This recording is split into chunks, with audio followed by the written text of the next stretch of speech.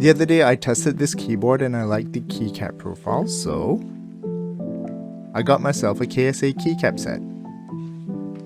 So let's do a quick comparison between the MT3 keycaps, OSA keycaps, and KSA keycaps.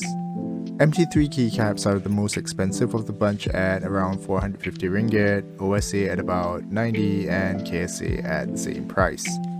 On the face of the key, MT3s have rounder, softer edges, while OSA and KSA have sharper edges like most other keycap profiles.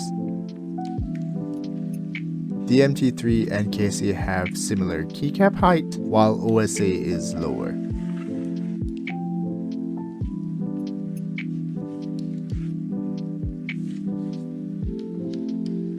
Thickness of the keys are 7.8mm for MT3, 7.7 for KSA,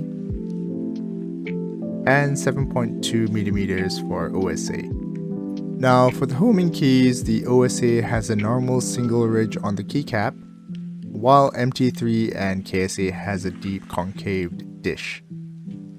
However, the KSA also has a single dot in the middle, which makes the keycap a little bit too pokey for my taste. Here's how they sound on my keyboard.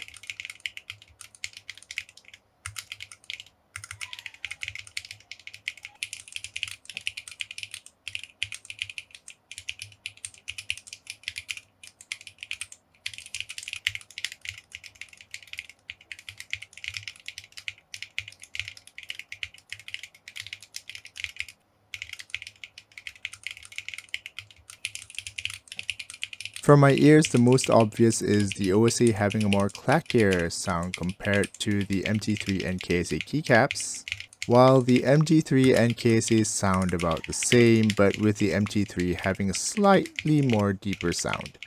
In summary, I still like the MT3 the most because of the slightly more rounded edges on the face and the soft, non-pokey home keys making them more human-friendly.